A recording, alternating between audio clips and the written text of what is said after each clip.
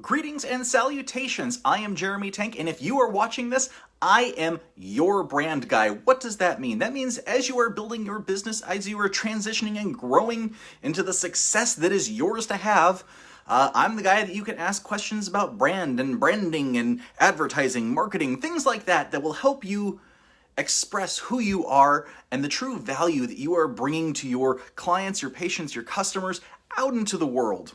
This week, I'm talking about the law of attraction, and I've discussed a lot, and I'm going to continue to talk a lot about quantum physics and energy and consciousness, because a lot of these things have a tie-in to the concepts of energy and frequency and vibration that the law of attraction really is grounded around, because the law of attraction pretty much states that what you focus on increases in your life. And the way that I view things, the way that I've understood things, the way that I've done my research, and the way that I'm sharing with you, honestly, has a lot to do with that same frequency, that same vibration on a very quantum level, the collection of who you are in your body and what you are in your body and all the dynamic molecules and atoms and subatomic particles within you, vibrating in all sorts of different ways. And what I've continued to build on is how the traumas in your life actually build the memories and build the training from before you're born till about age 7. Your brain is in a state that builds and programs and grows because of the traumas in your life. And a lot of these things are stored in your body in the subconscious mind in cellular memory that are really proteins that are built of, atoms and molecules, but proteins that end up residing in your cells with your cells that hold all this energy and shift your vibration, shift your frequency based on these traumas that you've gone through. And that's part of the reason why therapies of different varieties feel so lightening, feel so freeing, because as you participate in these therapies, you as long as you're working through the subconscious, as you're working through your energy, as you're working through, and there's lots of modalities that do this, as long as you're working through this stuff, you are actively releasing bound energy within your body and making yourself lighter, because when you release the bound energy, you become less particle and more wave. In quantum physics and quantum theory, there's this idea that matter, that energy, that all of these things are wave and particle, and that when we observe them, the act of us observing them through our senses, through our being, through what we are and who we are, transforms them from wave to particle, and we live in a particle world. So the concept is that by experiencing life growing up, we transform the energy, the experiences that we have into emotions, because the emotions in the limbic brain is really closely tied to the parasympathetic nervous system, the sympathetic nervous system.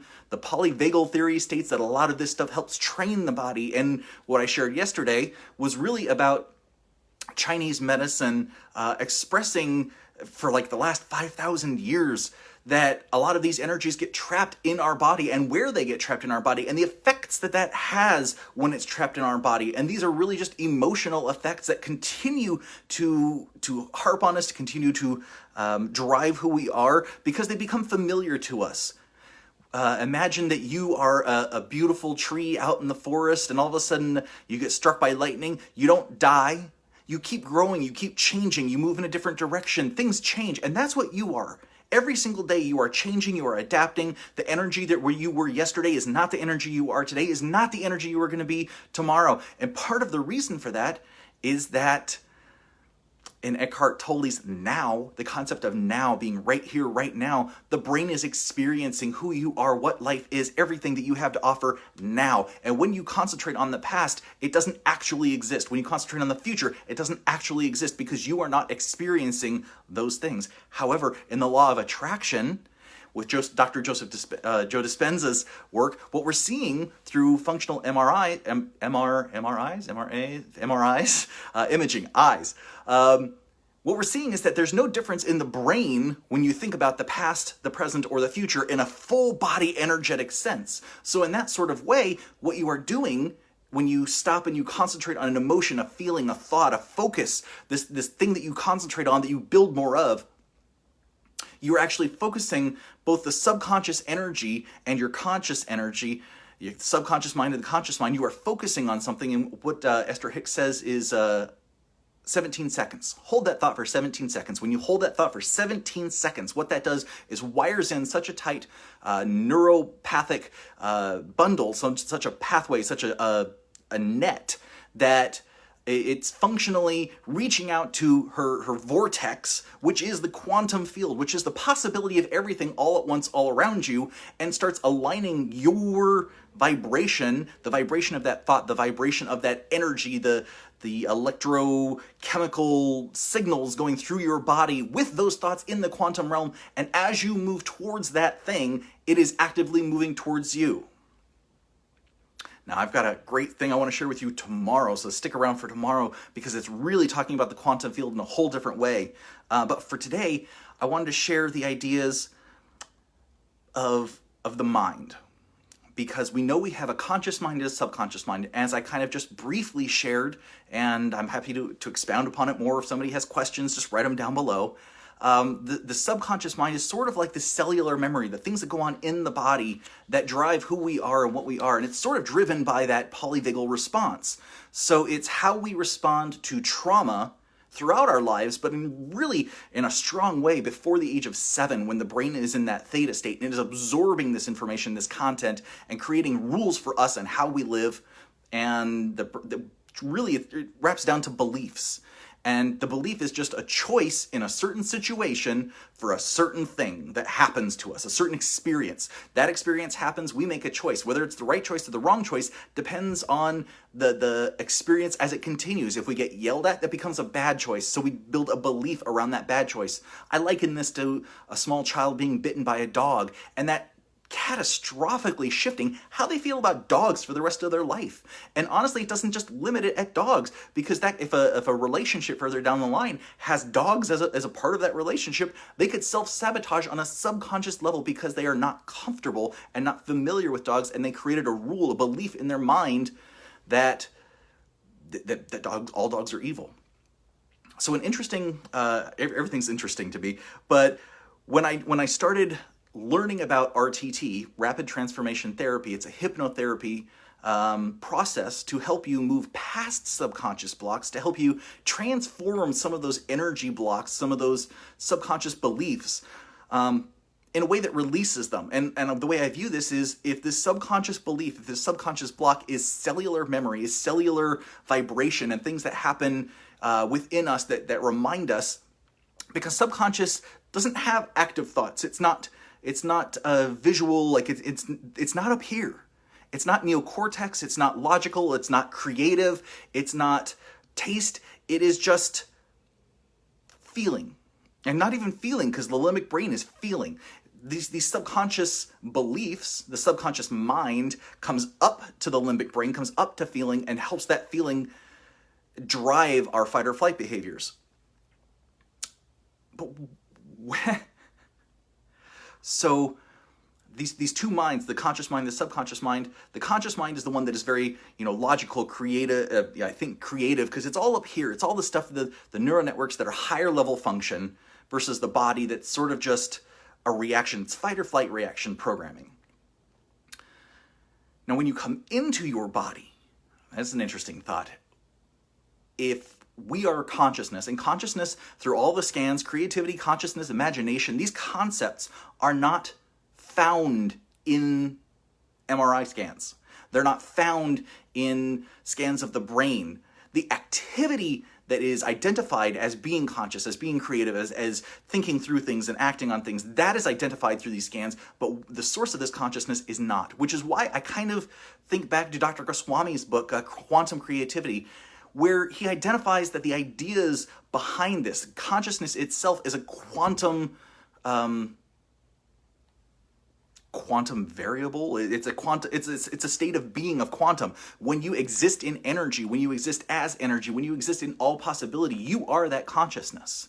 And by expressing ourself in our body, in what we do and how we move, we are expressing a piece of that consciousness coming through in us. And what I'm saying is, you are the wave.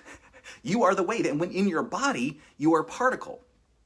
Now, the interesting thing when I learned about RTT was the way that Marissa Peer, who is the inventor of RTT therapy and has won lots of awards for this because it is so revolutionary, it helps people get through these struggles because it reframes beliefs. It reframes the choices on the subconscious level, releasing these energy blocks, releasing energy in general back to the quantum field. Now, what happens then is it shifts the particle piece of you and into feeling lighter, into feeling, so many people just respond feeling lighter and feeling happy and feeling released from this sort of thing.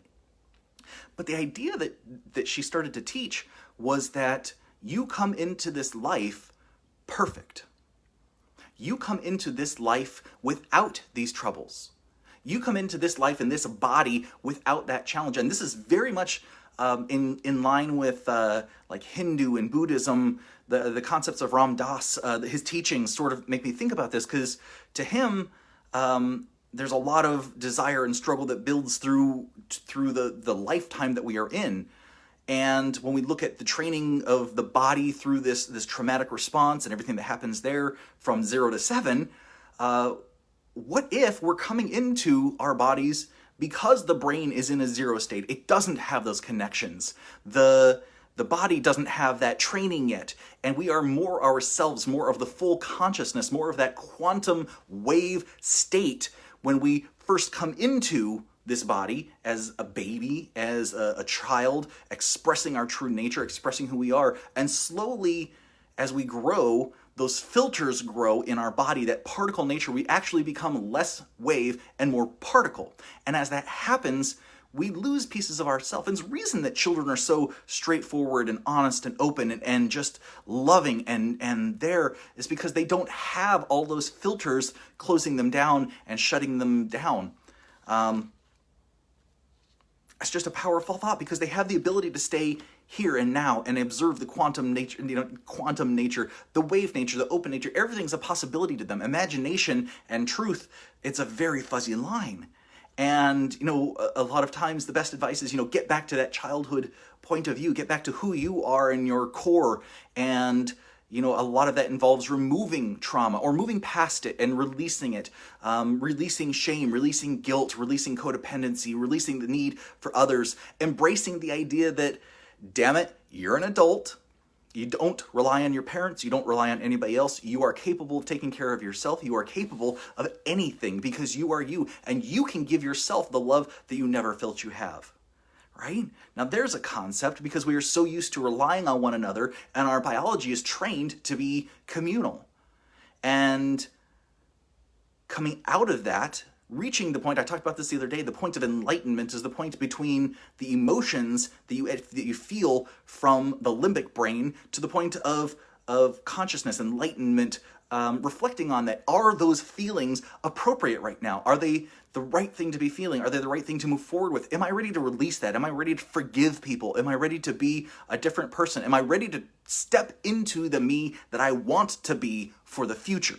Right? That's the higher function. And when we put space between the limbic brain, that caveman function, the reactions, fight or flight, strong emotions, and the logical centers, then we can start to make decisions and use our emotions in a more effective manner than simply cavemanning them out.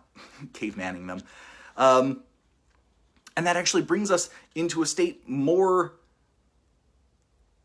it's fascinating because the limbic state with the midbrain and the spinal column, polyvagal theory, all that stuff is so very particle when I think about it. It's so very body-driven. It's so very material. And if I were a material physicist, if I'm a material biologist, that's all there is these functions. And yet, there is a piece of me that can say, I don't want to act and react and be that. I want to be better than that. And that is wave. That is consciousness making a decision to move beyond that. So how do we start to move beyond that? Well, RTT has a few great rules of the mind. And here's the thing. The mind in total is the conscious and the subconscious mind come together because you are driven by a need to be alive, right? We're driven by a need to be alive, and our body is actually trained, this subconscious mind is trained to do things in a way that keeps us alive. And a lot of times that ends up being the stuff that's very familiar, the stuff that we know has worked in the past, and the stuff that keeps us from being afraid.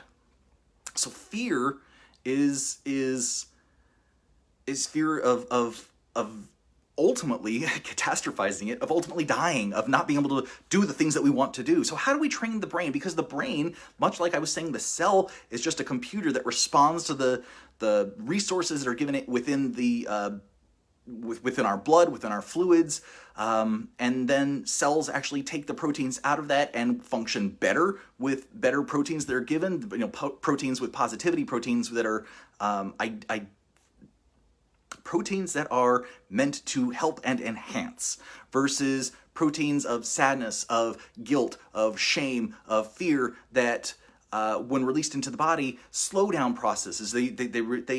They make things more difficult for cells to be healthy and optimum. And what happens then, as we were learning from Dr. Lipton's book, is that actually functionally changes your DNA, your living DNA that duplicates and continues forward in you. What happens is that brings different proteins to become messenger RNA, which stacks like Legos on top of DNA. So when it duplicates, it changes.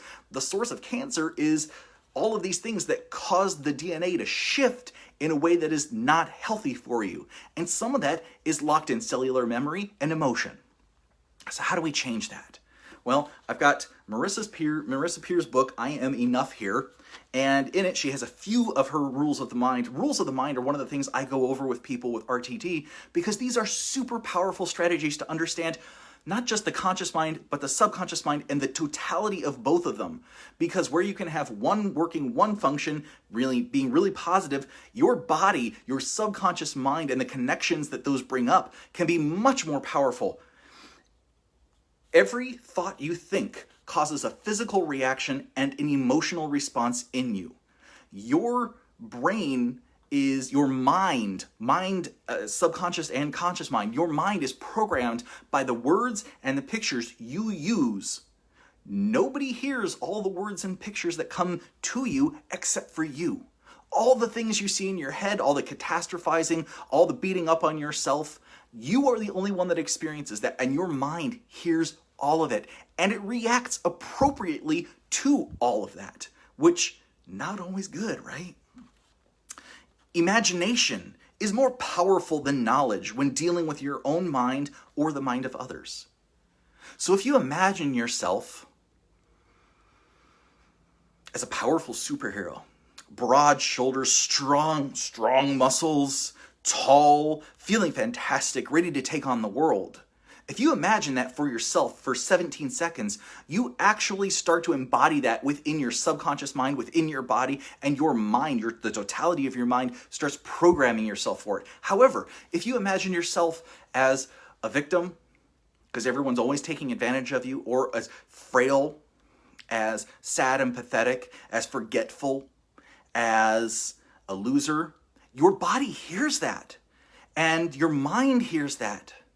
And all of this energy becomes directed at creating that reality for you. Your every thought and word form a blueprint that your mind and body work to make your reality. So everything you see, everything around you, and I hate to say it, the music you listen to, the television shows you watch, the movies you watch, the conversations you have with others, these things shape who you are. It's not just the fight or flight responses. It is everything you are experiencing goes into your mind. And if you resonate with it, if you feel like you should resonate with it, your mind grabs onto it and makes it reality for you. Your mind works to move you from pain to pleasure. Now, this is part of that fight or flight response in every regard. Your body wants to feel pleasure. Your body wants to feel good. Your body wants to feel food inside and reproduce and live. Like, these are the basic feelings for the body that drive us as a species. Now, knowing that your mind is so powerful and listening to all these words, how might you position yourself to move from pain to pleasure? Because even if you say, I don't like beating up on myself, I feel depressed, I feel sad, your subconscious mind, even if you're up here, you're saying, I'm happy, I'm happy, I'm happy, your subconscious mind doesn't feel that way. And whatever block that is that's holding it there is an energetic block somewhere, I believe, somewhere in you, somewhere in your tissues, holding this negativity, holding the belief opposite to it.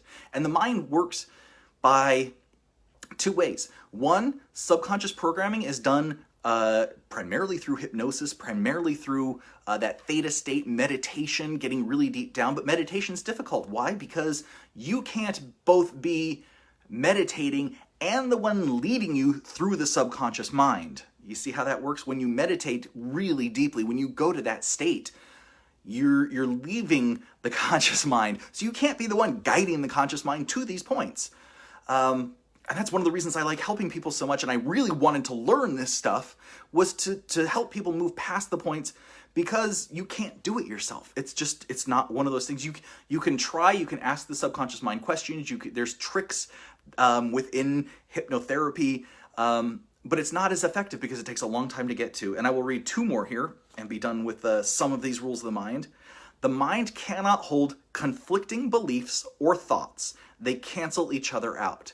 So if your conscious mind is projecting one thing, your subconscious mind is projecting another thing, whichever one is more familiar, whichever one is more deeply ingrained, which will be the subconscious mind every single time, is the one that's going to be active by your mind. And because your mind does what you want it to do, the subconscious mind will be driving that behavior. And the last one, the mind learns by repetition. And that's kind of what I was getting to with the hypnosis, is that you can't really, getting down into that theta state is fantastic, and it's a great way to really hone in and change those subconscious beliefs. The other way is through repetition. And when I do RTT with people, we go through, it's usually a 3-hour session, and then afterwards they have to listen to a recording. It's the transformation recording, and that's really where a lot of the benefit comes in, because during the session we get down to the subconscious mind, we work through these blocks, we learn to understand what's going on there, and then by releasing them, and then through repetition, listening to this recording for 21 to 30 days, I say both morning and night. And if Tyler, if you're listening to this, that's that same 5 minutes after waking up, 5 minutes before bed. That is when your brain is already in an active theta state. When you listen to these transformation recordings in that time period for the 21 days being the minimum amount of time for neurogenesis, for neuroplasticity to shift the neurons in the brain, to shift the memory connections, the processes that are going on, and lock into a new pattern and really lock it down to a point that it's not just going to evaporate back into subconscious belief, back into particle form. So these are just a few of the rules, because your mind is like this really super powerful computer. Your cells are a computer, your mind is a computer, computers are a computer. In the quantum realm, I would say, I read an interesting article yesterday saying that light, the speed of light and light itself, is probably the processor for the computer that is our universe. And that as we are experiencing life, which we are experiencing what we're experiencing, everything that's here, it's really that quantum self, that wave self, pulling us in. Your body is an energy antenna, right? And antennas bring in radio channels. And I always, in advertising, we always talk about, people tune into radio me. It's channel me. It's all about me. It's whatever I need. And so we have to position marketing, we have to position branding and advertising to talk about customer as they need things. Well, this whole article is about the quantum universe and about the potentiality of being an illusion, being a hologram. And if you're familiar with the Matrix movies, that's sort of the idea we're talking about here, only it's not a matrix, like you're not in a computer simulation as a hologram. You are in a hologram where you are the experiencer. You are the quantum wave of consciousness, and you are filtering in through this antenna that is the human body to experience everything that's here and experience everything that's going on, and to experience all of the choices, all of the decisions, all of the things that happen in this crazy wild universe, because there's so much going on. And the thing is that by us observing things, observing gravity, observing each other, observing tables, observing cats, observing all these things, it effectively makes the math behind this, the quantum math behind this, like twice as complicated.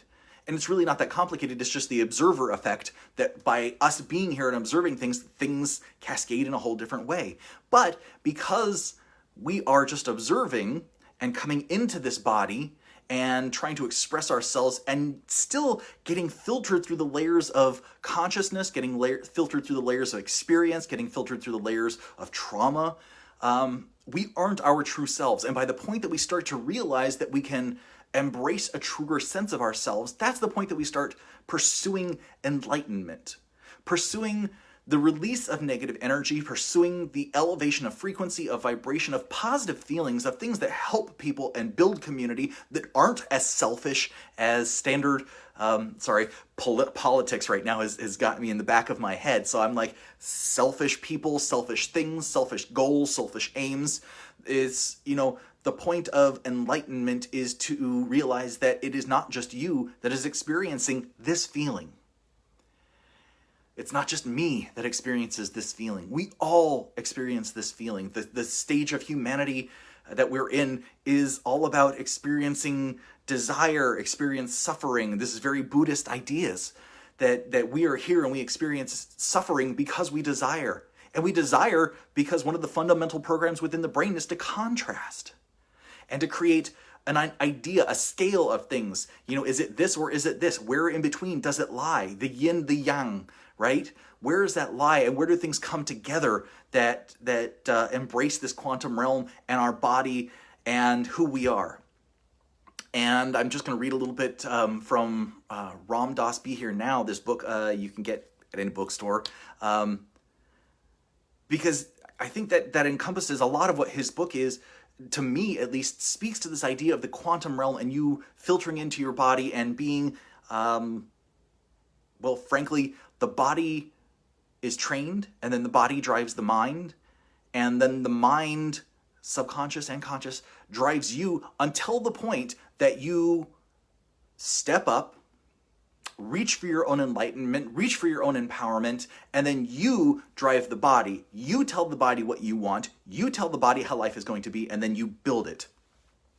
So Ram Dass writes, I keep doing this because I don't think people thoroughly grok the fact that this is where it all is. After you've finished the whole thing and you've vibrated your spine for years and done your pranayam and meditated for years and years and years and sat in a cave with ants and they've eaten your arms and legs, you are still here. Everything you do, you are still here. And what blows the mind is that the whole time it's just sort of a quantum cosmic joke, because you struggle and you desire and all of these things build inside of you and shift you and change you and move you around. And what happens is it's all just to get here. Which brings me back to Eckhart Tolle's now, right? The whole point of all this journey is to learn how to deal with being you and expressing, releasing the things that are holding you back, embracing the things that really drive you forward, embracing who you are on a quantum level, on a wave level, releasing all of the stuff, the particles that are holding you back and holding you down, and all of the emotions that hold you back and hold you down, so you can become more waves, you can become more of the possibilities, so you can advance in the world and just realize through all of it, you're right back here. So you might as well enjoy being here and now, right? So if you like this stuff, tomorrow I'm actually going into the concept of time relative to quantum science, relative to the book Reality Transurfing. And this is a slightly different take on things. The book itself is a 700-page Russian tome, but it's got some brilliant ideas that are not different from material science, not different from quantum science. They just like to tackle things in a slightly different way. And for me, learning about those different ways were the difference between understanding the law of attraction as constantly hoping, wanting, working on energy, thinking about energy, trying to be high vibrational, and the difference between just being and understanding that being is enough. You are enough. I am enough. We are all enough. Everything we are doing right now, who gives a crap? You are the one experiencing life. And every single day you wake up and you think about hopefully the good things, hopefully everything that's going great for you, hopefully everything that's going right for you, because this is your experience. And the more creative you can play with it, the more understanding you have behind some of these concepts between quantum reality, your body, the mind in general, how the cells are actually communicating with your body, and how things really all come together at a very high level, then you can start playing with it. You can start playing with how you broadcast yourself to the world. You can start feeling comfortable because you don't give a crap if somebody is judging you, because you are enough and you are wonderful and you are loved because you love yourself. I love myself, and it's just a way of being. And when you are that way, that becomes the high vibration where you can reach out and help other people. And that is really embracing the wave factor of now, embracing whatever life gives me. I know I am enough to handle it. And if I'm not enough to handle it, I'm going to die. And at that point, the ride's over. I don't give a crap. So if you like all the stuff I'm talking about and you're interested in working with me in a program to help yourself, whether it's in your business, in your life, my program Manifest Design talks about all of this stuff and brings it together with your vision and your life and your thinking and your goals, and stacks right on top of it some RTT so that we can work through the subconscious mind, work through the blocks that are holding you back, and really get you on a path to whatever growth you are trying to pursue in your life. So if that's in something that interests you, just comment Manifest Design down below or put a little magnet sign.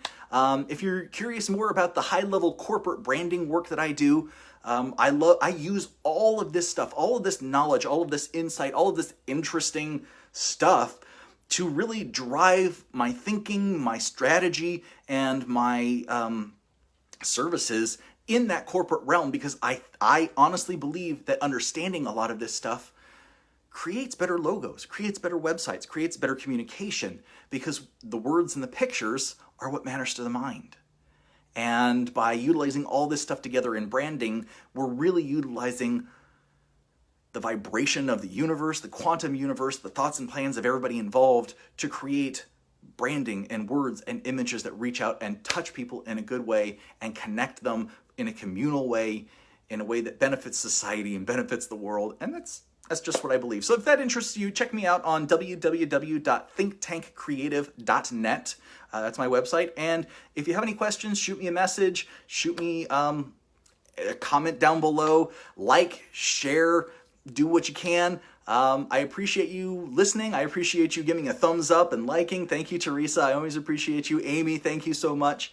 And take care, you guys, and be well.